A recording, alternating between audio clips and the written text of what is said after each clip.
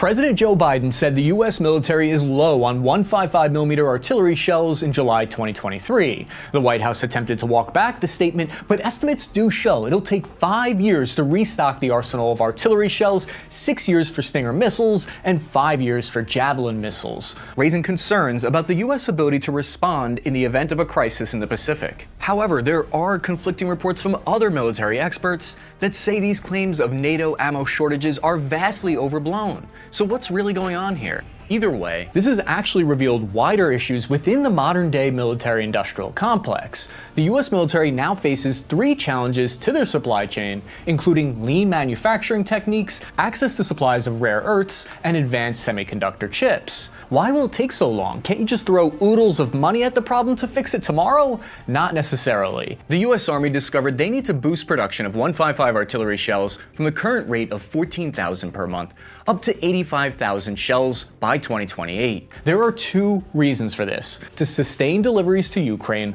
while also accounting for what's called the DoD's operational plans. OP plans are basically contingency plans created for potential wars with countries like Russia or China. So OP plans are a document that the US Chairman of the Joint Chiefs of Staff is required to create by law, if you are wondering what he does in his spare time. It states the US needs X amount of 155mm artillery shells on the shelf just in case a war with China or North Korea breaks out.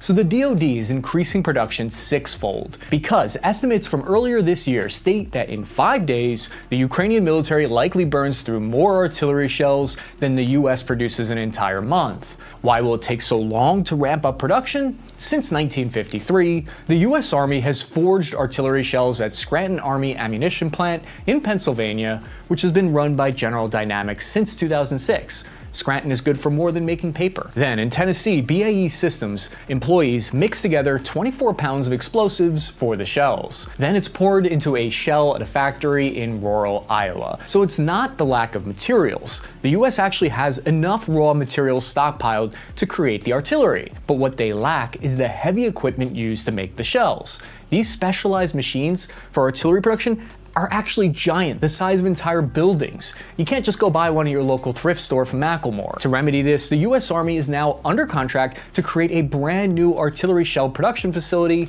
in Canada and Garland, Texas, while expanding facilities in Iowa and Kansas. This surge production will take years to create and require an investment of $1 billion each year over the next 15 years. Part of this will go towards modernizing the facilities. As we've seen, shells aren't made the same way they were in the 1950s for the Korean War. Today, robotic arms are used to help create the artillery shells faster, safer, and more precisely. It's like Sun Tzu famously said, "Don't get high on your own supply." Or was that Scarface? Each 155mm shell is a little under 3 feet long and weighs about 100 pounds. It's powerful enough to kill enemy soldiers within 150 feet of the impact and can injure up to 400 feet away. This is why the vast majority of casualties in a high-intensity conflict like Ukraine are likely from this weapon. So I think part of the reason why some people are claiming the US military is short on 155 artillery comes down to the public and myself not really knowing exactly how many of these munitions have been stockpiled in the past. We can use something I like to call average infantryman math to guesstimate. In it, we'll assume the US has been pumping out like 10,000 rounds per month for the past 40 years since 1980. So that would mean, hypothetically, the US stockpiled over 4 million shells. Now that's not accounting for training rounds expended, or past foreign aid, or anything else. This isn't any kind of official audit, it's just a thought experiment. Remember, this isn't fancy officer math. So we know the US military has already sent 1 million 155 shells to Ukraine. Now there are some people who believe that the US shelves are completely empty, and the NATO arsenal is in a weakened state, unable to respond to those con plans. But there is some evidence to suggest that NATO stockpiles have deep pockets. Allegedly, the US Pentagon has turned to some of its alternative stockpiles of artillery shells. 300,000 rounds were reportedly moved from stockpiles in Israel, and approximately 500,000 artillery shells were sent from South Korea to the United States in order to backfill. Sometimes you gotta be like a squirrel, you gotta hide your nut for winter, and then go dig it up when you're ready years later. But this speaks to a much larger problem within the defense industry production called lean manufacturing. Defense companies in America they're similar to just about any company in the United States. They will try to maximize their profits and efficiency. So in 2009, the top 5 defense companies in the United States adopted something called lean manufacturing. This is a least cost production model at the expense of capacity and delivery speed. Lean manufacturing was originally created in 1988, pioneered by Toyota Car Company, on the principle of having extremely low inventory, so no extra spare parts needed, no potential for waste. This works great when I get my 2012 Toyota Camry dirt cheap, but it's not so great when I run out of artillery shells on the front line. So the hidden cost of lean manufacturing is less stockpiles. The Pentagon's top procurement official, William LaPlante, put it this way, quote, "One person's efficiency is another person's vulnerability." But to be fair, a RAND study found direct labor hours required to produce parts declined by up to 81%, so there are huge benefits to using lean manufacturing. Can't we just innovate ourselves out of the problem? In the past, America has always found ways to innovate when faced with defense production shortages. Just look at World War II. President Franklin D. Roosevelt called America's defense production capability the arsenal of democracy. But this took a full 5 years to build for World War II. In World War II, equipment mainly required simple steel, iron, and sweat to produce, all within one country. However, today it takes more than 200 advanced semiconductors to create a single Javelin missile system with components and skills that come from around the world. So the increased complexity of weapons production today might make ramping up production more of a challenge. You might think the American HIMARS rocket artillery is made entirely in the United States, but it actually requires the cooperation of companies from around the world in the United Kingdom, Turkey, and France to produce. In total, 141 cities and towns across 28 different United States and 3 different countries are represented in the HIMARS and guided rocket supply chain.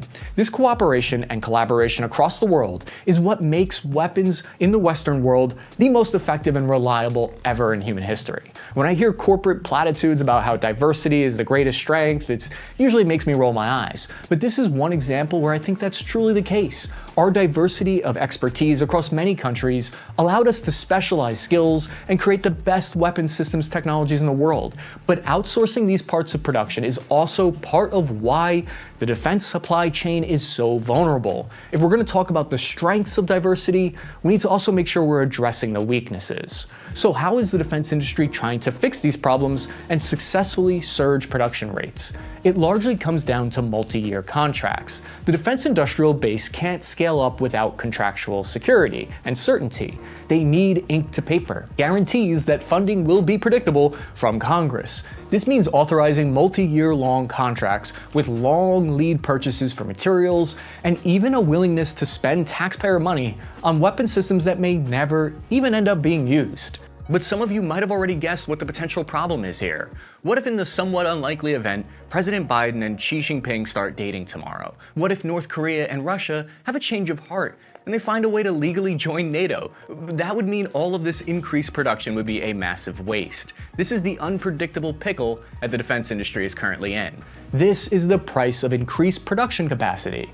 And to their credit, Congress actually recently approved new, multi-year defense contracts for the Army. One signal to look for is an increase in the workforce size. In 1985, for instance, during the Cold War, the US had 3 million workers in the defense industry, but in 2021, there are only 1.1 million, and that number isn't growing yet. So now this could be because many of the jobs can be done with robots today, but we should still be looking for an increase in the numbers of employees in the defense industry. It's also true that there are far less defense companies to work for today. In the 1990s, there was a consolidation of the defense industry that went from 51 prime defense contractors down to 5 today.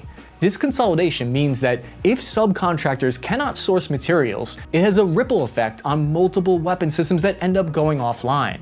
Mark F. Cancian, a senior advisor at the Center for Strategic and International Studies, does say there is some reason for optimism here because most US military inventories are still good to go. The potential shortages in guided missiles and artillery do not represent the full spectrum of the US arsenal. We also have to keep in mind that there are many weapons substitutions, so even if we end up with a shortage of inventory in Javelin missiles, there's a huge stockpile of existing TOW missiles. 176,000 have been manufactured. Foreign policy writer Jack Desch wrote a great article on how these ammunition shortages might not even be relevant today because stockpiles may be larger than required. Thousands of 155mm rounds were already set aside for a potential war with Russia, but that war will likely never be fought because Ukrainian forces currently have them tied up. So we essentially haven't adjusted for or accounted for the fact that those set aside munitions are no longer needed. A White House official tried to clarify Joe Biden's statements about the US running low on artillery ammo, stating everything we send to Ukraine is in excess of our contingency plans, so the US is not running out of ammunition ourselves. Some claim the fact that the US is sending cluster munitions to Ukraine indicates that they're running short on artillery shells and are using that as a stopgap while they ramp up production. The second major supply chain vulnerability that you need to know about is China's grip on rare earths. 15 rare earths are identified by the US Department of Defense as critical for the production of high-tech weapon systems. For example, an F-35 fighter jet requires a staggering 920 pounds or 417 kilograms of rare earths to manufacture. These elements are actually pretty common in the Earth's crust, but extracting and refining them is very expensive and difficult, and why they're called rare. The United States was once the leader in rare earth mining from the 1960s through the 1980s, but China spent 5 decades investing in national programs and laboratories for rare earths. In 1990, the CCP identified rare earth metals as a strategic resource, throwing more government support behind it. As a result, many Western rare earth mining companies went bankrupt in the mid-1990s. The US was actually sort of alright with what they thought was China doing their dirty work, because there are significant environmental concerns associated with this mining industry. For example, 1 ton of rare earth elements can generate up to 60,000 cubic meters of waste gas. Stringent US environmental regulations and heightened ecological awareness in America deterred companies from fully exploiting their own country's domestic rare earth production. In 2010, Washington saw the writing on the wall and attempted to restore its domestic production capacity with Molycorp opening a rare earth mine in California, but their extraction was incredibly low quality, leading to their bankruptcy in 2015.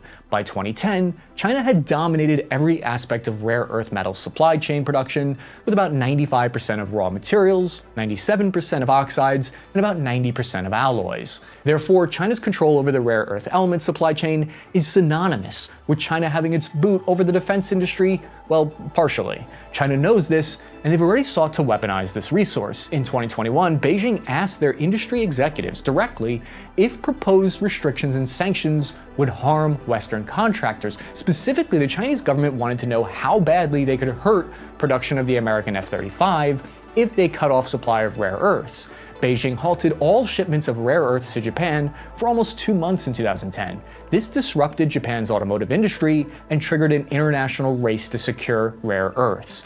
Beijing has leveled damaging sanctions against American defense companies like Lockheed Martin in 2020 and again to Raytheon in 2023 to limit the ability to send over $1 billion worth of missiles and artillery to Taiwan. And back in my day, we fought wars over oil like real men. How is the United States trying to fix this problem? The Trump administration published an executive order in 2017 named a federal strategy to ensure secure and reliable supplies of critical minerals. And as the first step, the Pentagon agreed to fund a company called MP Materials with $35 million, which restarted excavations at the Mountain Pass mine in California's Mojave Desert. Now, it's certainly not all doom and gloom. The US is reported to have enough supply of rare earths for up to 6 months of defense applications. Some of the US's closest allies, like Australia, are major exporters of this resource. But if something were to happen to the global supply chain, it would be a major problem. These executive orders show the US is finally taking extensive action on securing its rare earth element supply chain. The final vulnerability to the US supply chain that you need to know about is semiconductor chips. All major US defense systems and platforms rely on semiconductors for their performance, such as satellites, stealth aircraft, and cruise missiles, and most importantly, the future AI technologies. Taiwan commands a monopoly over this component, producing about 90% of the world's leading semiconductors. One step Washington has taken is to kneecap China's domestic semiconductor industry. In October 2022, the Biden administration imposed a ban on exporting high-end AI chips to any organization operating in China, as 95% of all AI chips currently used in China are NVIDIA GPUs. So this prohibition is expected to have a severe impact on China's domestic chip market. AI is seen by leaders like General Mark Milley as the next paradigm shift in warfare, meaning whoever has the best AI may win the next war. This is why the US devoted $280 billion to the 2022 CHIP and Science Act to give the US an advanced domestic chip industry. Washington is working closely with TSMC to create 2 fabrication facilities in Arizona that will reach 3 nanometer level by 2026. TSMC has been understandably reluctant to expand production outside the country.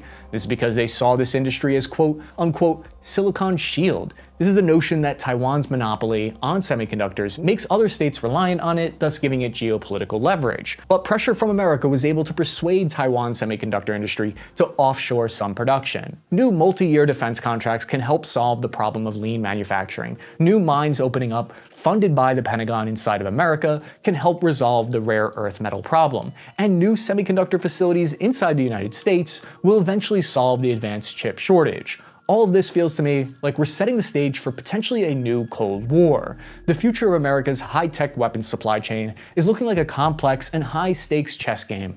Both the US and China, each armed with their unique strategic advantages.